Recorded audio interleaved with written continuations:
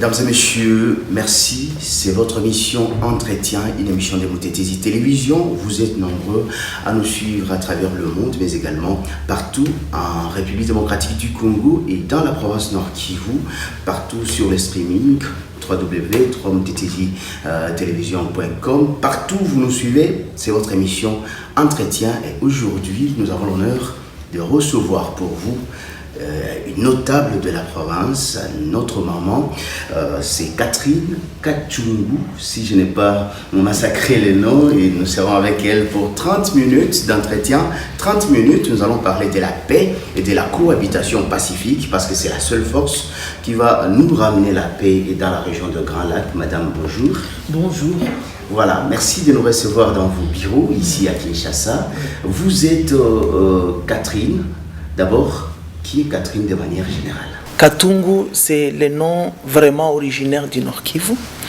Et Fura, c'est un nom swahili. Et je profite de dire un grand coucou à tout le monde qui dit et qui parle le swahili, parce que c'est la journée mondiale de Kiswahili. Notre langue est reconnue dans les Nations Unies. Et nous avons la fierté de parler cette langue qui a apporté la paix et la liberté dans le concert des nations. Et donc, je suis Katungu Fura, Catherine, une fille née à Goma. Et je suis une artiste de naissance. J'ai chanté à l'église depuis que j'étais une petite fille. Et j'ai évolué dans un orchestre Mudekereza SLL, Évangile chanté en langue locale, à Goma. Et là-bas, c'est quand j'étais à l'université, parce que j'ai eu un parcours au niveau de mon cursus scolaire et universitaire.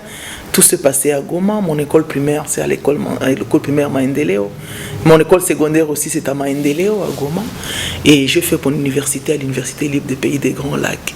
Et dans tous ces parcours, j'ai été cette chantre à l'église, dans les chorales de l'école, mais à l'université, je fais partie de l'orchestre de Mudekereza, où je me suis senti être artisan de la paix au travers les chansons que nous avons pu proposer, que nous avons offert au public, qui nous ont écoutés. Nous avons fait des cassettes, nous sommes entrés dans le studio. Donc, j'ai été dans ces domaines tout le temps. Je suis par ailleurs une avocate de profession, parce que je fais la formation de droit. Et j'ai été activiste des droits de l'homme, les droits humains en général. Et ça fait 22 ans que j'ai travaillé comme activiste des droits de la femme et de l'enfant spécifiquement, dans une organisation de femmes juristes pour les droits de la femme et de l'enfant. L'organisation qui fait partie de beaucoup de plateformes de la région et de notre pays, voire même de notre sous-région, où nous avons beaucoup milité pour la reconnaissance des droits de la femme et la protection des enfants. J'ai aussi pris l'option d'œuvrer pour le pays. Et c'est là où je me suis engagé aussi dans la politique. Je suis membre d'un parti politique très actif aujourd'hui, l'INC, le parti cher à Mwalimu Vital Kamerhe. Et c'est à partir de ce parti que je me retrouve au gouvernement aujourd'hui comme ministre de la Culture, Art et Patrimoine. Je suis ministre de la République et donc au service de la nation. Et je suis en train de me retrouver dans les secteurs où on m'a placé, et spécialement dans la question d'actualité, la question de la paix. Je suis en train de me réaliser chaque jour que la culture est l'unique arme pour ramener la paix dans notre pays, dans notre région et dans le monde. Et donc j'ai été placé à un bel endroit au bon moment, où je peux contribuer efficacement avec les opérateurs de mon secteur pour une paix durable dans notre pays. Voilà, je comprends, vous avez plusieurs casquettes, madame. Aujourd'hui, nous nous focalisons sur la paix et la cohabitation pacifique. Vous savez que la stabilité dans la région passe également par la paix et la cohabitation pacifique. Comment vous, d'abord, vous comprenez ces deux concepts, la paix et la cohabitation pacifique? Ce sont des concepts pratiquement similaires. Moi, je considère que ce sont des concepts qui disent la même chose, mais avec de petites nuances. En tant que fille de Goma et femme de Butembo, originaire de Bachou, donc je représente pratiquement le Nord Kivu. Je me trouve être bien placé pour parler de ces deux concepts, deux ou trois même. La paix, c'est cette absence de la guerre, c'est cette façon de vivre le calme, c'est le silence, c'est le repos. Donc quand on dit qu'on est en paix, c'est-à-dire on est en harmonie avec soi-même et avec son entourage, on est en silence, on est en repos, on est là où il fait beau vivre. Et donc la paix, c'est la paix. La paix, c'est l'absence de la guerre, c'est l'absence des conflits. Et la cohabitation pacifique, c'est quoi ça? C'est vivre ensemble. Le fait de savoir vivre ensemble, rester ensemble, et le fait de coopérer entre nous. Notre pays, c'est l'exemple, c'est le mosaïque même de la multiplicité des ethnies. Plus de 450 ethnies s'est retrouvées dans une partie du continent, dans notre pays. C'est déjà un signe de la cohabitation. Les gens qui coopèrent, nous ne parlons pas forcément une grande richesse, nous ne parlons pas la même langue, mais au moins nous nous retrouvons, nous nous reconnaissons dans cette cohabitation. Et au côté de nous, il y a d'autres gens qui cohabitent effectivement avec nous. Et donc quand on parle de la cohabitation, c'est le fait de vivre ensemble, c'est cette coopération, cette collaboration, cette imbrication, là où les gens se complètent, les gens s'acceptent. Et donc, quand cette cohabitation est maintenant pacifique, donc c'est cette cohabitation évidemment de paix, cette cohabitation de calme, cette cohabitation de concorde et d'absence de conflits et de guerres. Donc, la paix ne peut exister que lorsque les gens cohabitent ensemble. Lorsque vous vivez ensemble, vous devez être caractérisé par la paix. Vous vous acceptez mutuellement, vous vous respectez et vous collaborez, vous coopérez. Donc la cohabitation implique la paix. Nous ne pouvons pas prétendre cohabiter et vivre en conflit. Bien que ce sont des concepts qui apportent peut-être beaucoup de compréhension, mais tout simplement, lorsqu'on cohabite, on ne peut que se caractériser de la paix parce qu'on est appelé à coopérer, on est appelé à vivre ensemble. Et le vivre ensemble, c'est l'acceptation mutuelle. Voilà. D'accord. Tous ces éléments mis ensemble nous apportent la paix. Mais aujourd'hui, notre province Nord Kivu est secouée par des guerres en répétition. La province est vraiment malmenée. Et dernièrement, nous avons observé une montée en puissance des messages de haine dans les réseaux sociaux et tout le reste. Vous, comment vous pensez que cette histoire peut se terminer? Est-ce que nous avons encore espoir que la province Nord Kivu vivra en paix un jour? Je suis très triste de voir que les choses sont en train de s'envenimer aujourd'hui.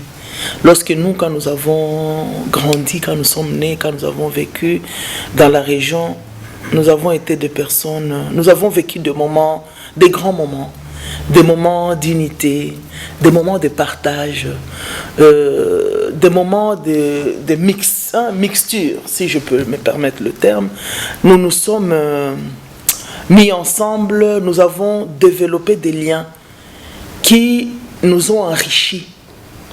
Alors si aujourd'hui nous vivons le déchirement, c'est triste que certaines personnes ou certaines situations nous amènent à quitter notre confort et à donner passage, à donner espace aux antivaleurs. C'est ce qui fait qu'on est triste aujourd'hui de commencer à se regarder on se regarde par des futilités que c'est regardé par ce qui est noble. Or, ce qui était noble, c'était cette unité, cette fraternité, cette confiance mutuelle, cette acceptation, cette complémentarité, cette ouverture Aujourd'hui, nous sommes pratiquement déchiquetés, ce qui malheureusement nous affaiblit. Alors, qui est à la base de ça? C'est moi, c'est toi, c'est tout le monde pratiquement. Parce que si tout le monde revenait à lui-même, tout le monde voudrait faire à quelqu'un ce qu'il voudrait recevoir. Or, tout le monde veut recevoir ce qui est bien, ce qui est positif.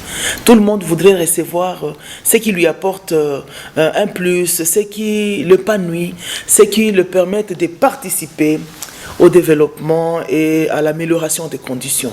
Alors, lorsque nous sommes tiraillés, influencés et manipulés par des personnes qui veulent profiter de notre bien-être pour nous créer de malheur, nous nous laissons en proie aux malveillants. Et malheureusement, ça crée ce que ça crée aujourd'hui. Et donc, je voudrais ici rassurer et montrer que rien n'est impossible. Nous avons vécu ensemble tout le temps. Nous avons réalisé des choses ensemble. Et moi, je dirais que lorsque nous, on grandissait, effectivement, je ne savais pas que c'était ça la culture. Mais finalement, en grandissant et en étant dans ce secteur, je comprends que tout notre vécu, ça a été la culture. Nous avons aimé apprendre ce qui appartenait à l'autre. Connaître comment ça se passe chez vous, avoir des histoires à raconter, vouloir comprendre le vécu des autres et s'approprier ce qui était à s'approprier. Les échanges, savoir aller se promener, aller découvrir les autres coins, les autres ethnies et les autres tribus. C'était ça notre force.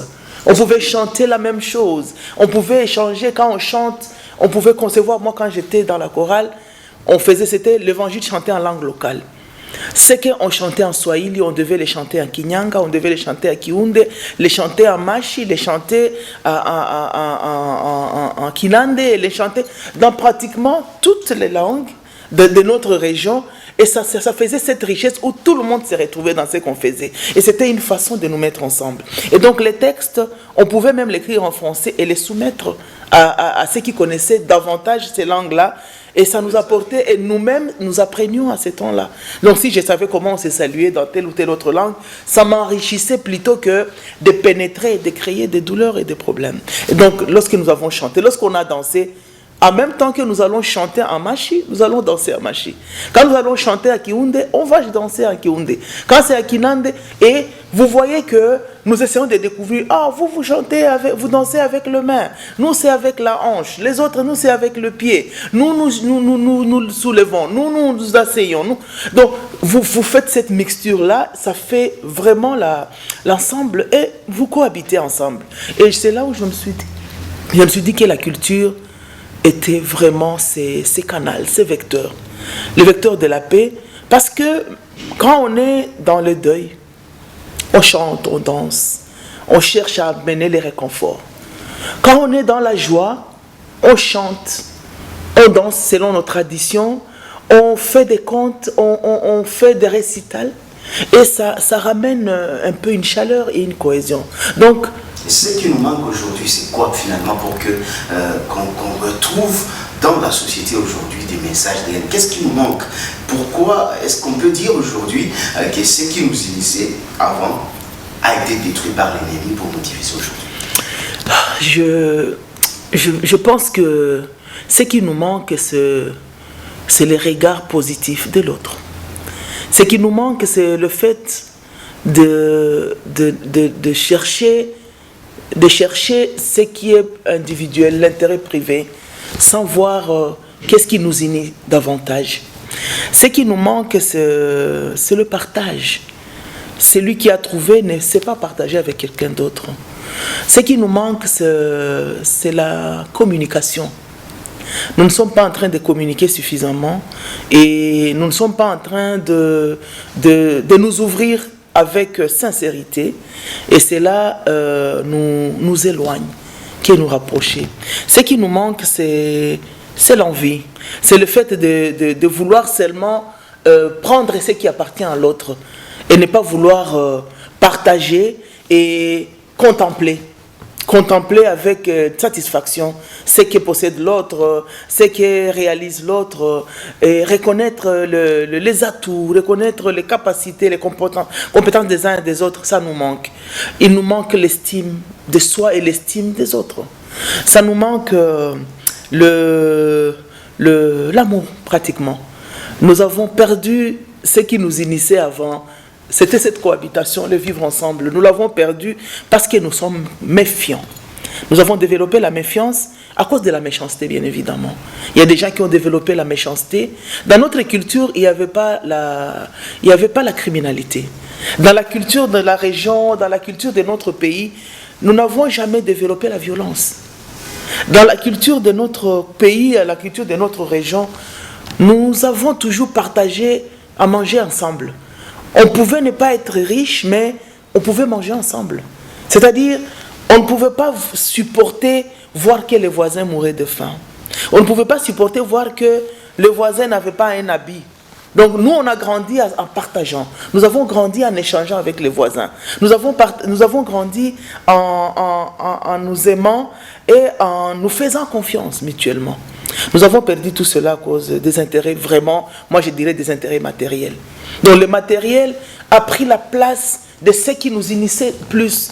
Or, ce qui nous initiait plus, c'était ce qui était spirituel, c'était ce qui était lié à l'humain. Et voilà que le matériel nous déroute. Le matériel nous déroute. Bien évidemment, le développement, c'est accéder à des bonnes choses, améliorer les conditions. Mais améliorer les conditions, ce n'est pas synonyme de l'envie, ce n'est pas synonyme de la jalousie. C'est plutôt synonyme de l'acceptation de pousser les autres à aller de l'avant et de tirer les autres vers ce qui est bon. Donc au lieu de nous tirer, de nous amener, de nous porter, de nous supporter, nous nous séparons parce que c'est l'intérêt privé, c'est l'intérêt particulier qui prime. Et donc il y a beaucoup de choses que nous devons retrouver dans nos traditions. Quand nos grands-parents se mettaient dans le bazar, quand nos grands-parents devaient réfléchir l'avenir de nos villages, de nos cités, ils se mettaient ensemble. La nourriture venait de partout. Chaque famille devait amener la nourriture au bazar. Et nos parents, quand ils étaient ensemble, on devait savoir que tel monsieur de tel quartier a été là. Nous avons vu ce qu'il a amené parce qu'on ne vient pas donner la paix main réduite. On vient donner la paix en partageant ce qu'on a avec les autres. Or, qu'est-ce qu'on partage avec les autres? Ce sont les bonnes nouvelles, les informations constructives, à manger. Qu'on le veuille ou pas, on partage à manger avec les autres. On partage tout. On partage à boire avec les autres. Donc, du moment que nous avons perdu l'essence du partage, finalement, nous avons perdu l'essence de vivre ensemble. Nous avons perdu finalement l'essence de calme et l'essence de la gaieté. Et donc, il y a des choses que la culture peut nous ramener, cette gaieté-là. La culture peut nous ramener les chants, les souvenirs, l'histoire. Et donc, il y a beaucoup de choses que nous pouvons encore faire ensemble. Et moi, je sais que si nous nous focalisons à cela, les gens qui viennent avec la guerre, les gens qui viennent nous détruire ne peuvent pas trouver passage. D'accord, à vous entendre parler, je comprends que vous gérez un ministère vraiment très important pour la République démocratique du Congo. Et je vous pose la question de manière claire. Vous êtes dans le gouvernement aujourd'hui. Est-ce que vous pensez que la République démocratique du Congo a une vraie politique sur les plans culturels qui peut encore intégrer les populations pour cultiver la paix dans la région des Grands Lacs? Merci pour cette question. Vous touchez ce que j'ai trouvé de très pertinent dans le programme du gouvernement. Le chef de l'État lui-même, quand il a pris les affaires en main, quand il est entré aux affaires, dans sa vision, il a présenté la culture. D'accord, à vous entendre parler, je comprends que vous gérez un ministère vraiment très important pour la République démocratique du Congo. Et je vous pose la question d'une manière claire. Vous êtes dans le gouvernement aujourd'hui. Est-ce que vous pensez que la République démocratique du Congo a une vraie politique sur les plans culturels qui peut encore intégrer les populations pour cultiver la paix dans la région des Grands Lacs? Merci pour cette question. Vous touchez ce que j'ai trouvé de très pertinent dans le programme du gouvernement. Le chef de l'État lui-même, quand il a pris les affaires en main, quand il est entré aux affaires, dans sa vision, il a présenté la culture au centre de tout. Et il a dit que c'est avec la culture, les arts et notre héritage, c'est-à-dire le patrimoine, que nous pouvons construire ce que nous voulons.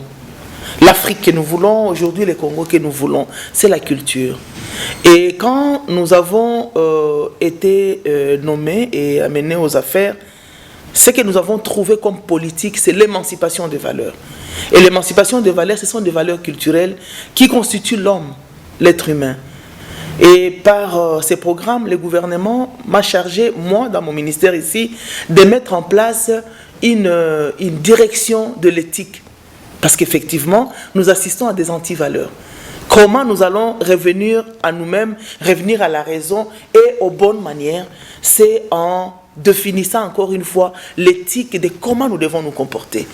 Et les comportements que nous devons présenter, c'est les comportements de respect mutuel, les comportements de respect des biens communs, c'est le respect de l'autre, c'est le respect de l'autorité, c'est le respect des accords, le respect de la loi et l'application même de tout ce qui nous entoure comme principe.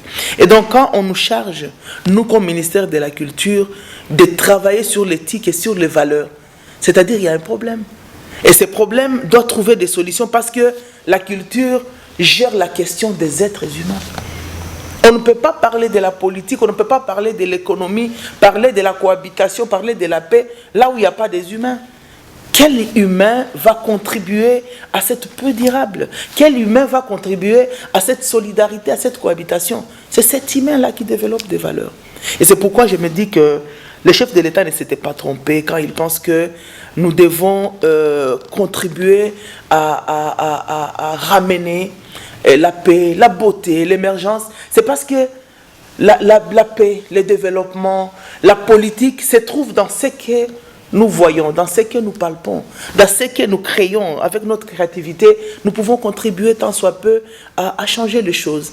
Et donc, lorsque nous savons mettre un narratif, c'est-à-dire nous savons mettre des concepts pour communiquer positivement, nous savons le mettre dans les êtres humains qui sont prêts, d'abord capables de les recevoir et prêts à les donner aux autres.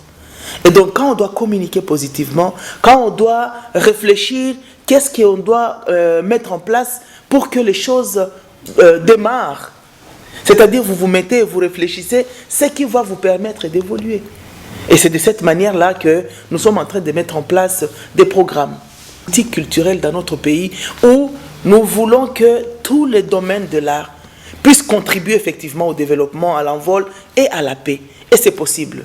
Lorsque les écrivains vont arrêter d'écrire sur la violence, ils écriront sur la paix.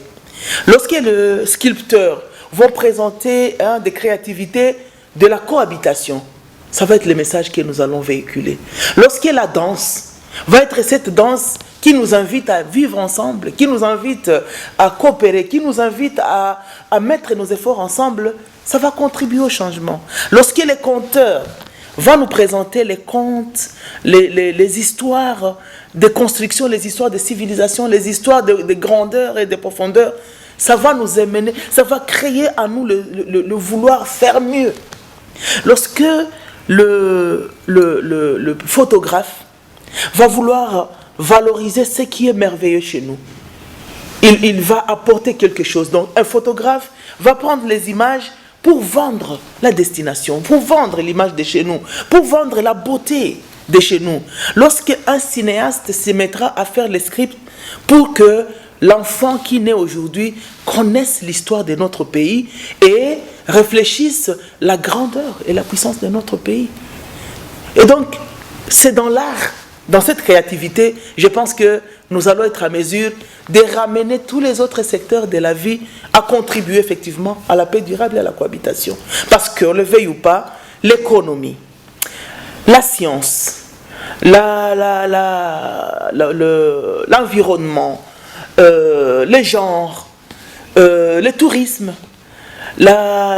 l'énergie et tout ce qui est autour, l'agriculture, si je ne peux que m'arrêter à ce qui nous entoure tout le temps. Je vois la question de la coopération régionale, je vois les questions de planification, je vois les questions de tout ce qui est secteur dans notre pays. Quand on voit les questions des sports, le sport, c'est comme la culture, ce sont des vecteurs vraiment de la paix. Et donc, lorsque nous, avec notre direction de l'éthique, nous allons devoir rappeler les gens à la raison, mettre les valeurs en avant et amener les gens à cohabiter ensemble. Effectivement, nous allons contribuer à la paix. Pas seulement contribuer à la paix, nous allons vivre cette paix. Parce que la paix, c'est vie. La paix ne se dit pas seulement. Ça ne se dit pas, ça se vit. C'est dans les paroles, c'est dans les comportements, dans les actes, dans les vouloirs, dans les créations que nous allons le faire. Et ça commence là où nous sommes. Chacun commence la paix dans sa maison. Donc lorsque je quitte chez moi et que je laisse la paix chez moi, je ne vais pas véhiculer la violence. Je ne vais pas véhiculer les conflits. Je vais véhiculer ce que j'ai puisé chez moi. Mon enfant, quand je le vois le matin, que je le salue, bonjour mon enfant, paix de Dieu sur toi, la paix sur toi, la paix de l'univers sur toi. Cet enfant va amener la paix chez ses amis.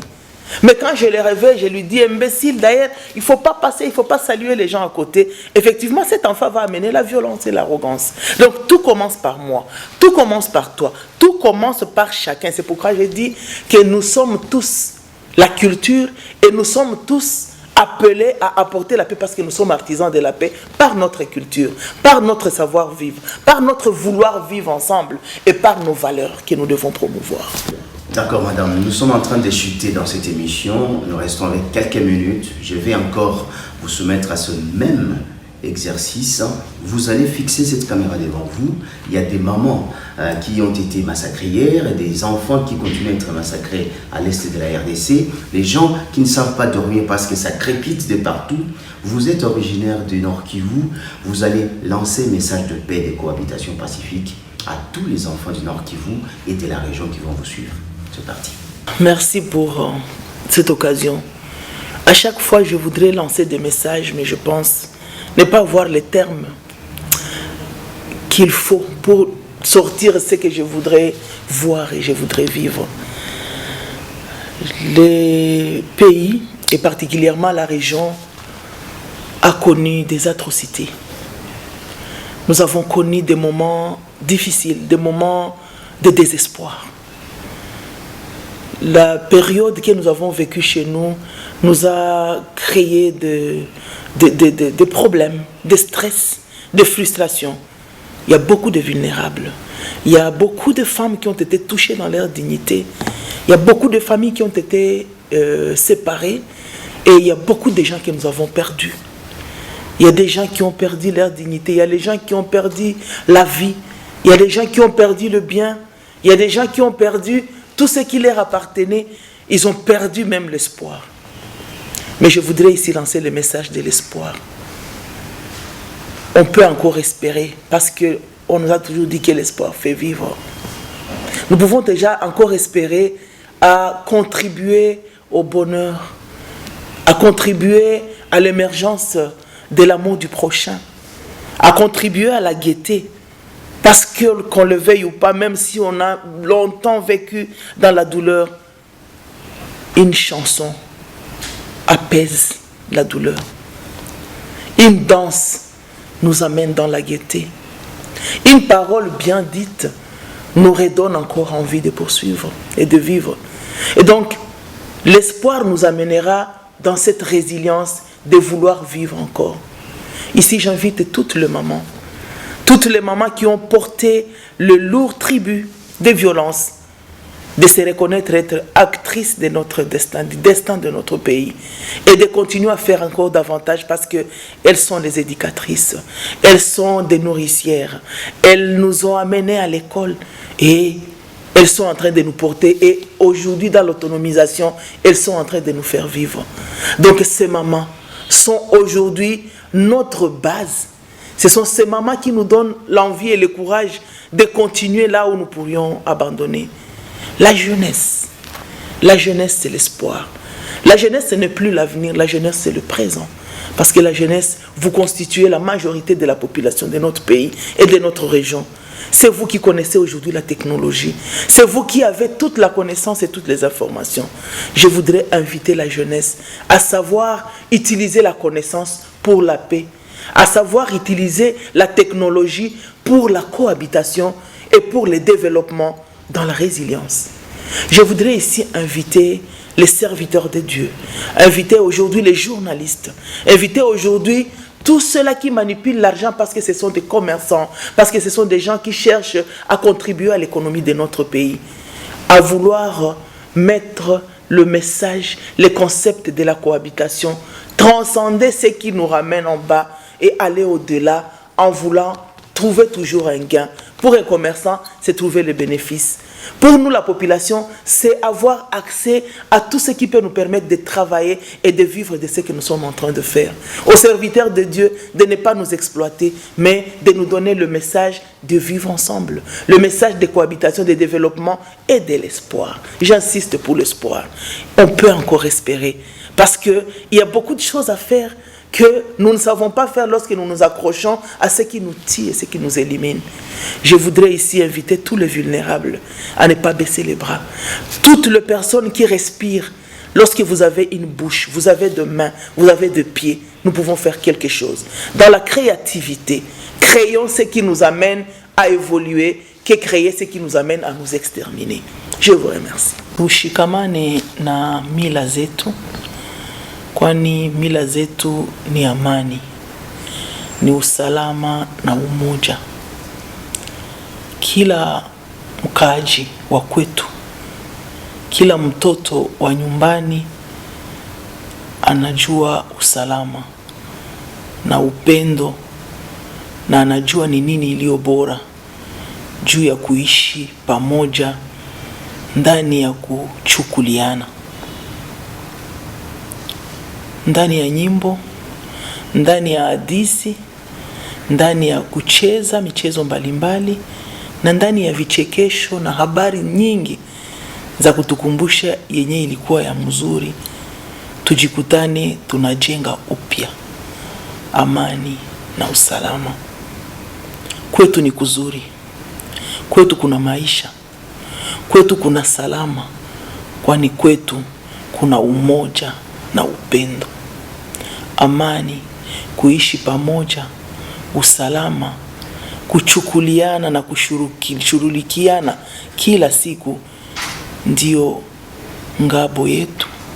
Hasa zaidi silaha ya kutusaidia adui asituvamie. Asante.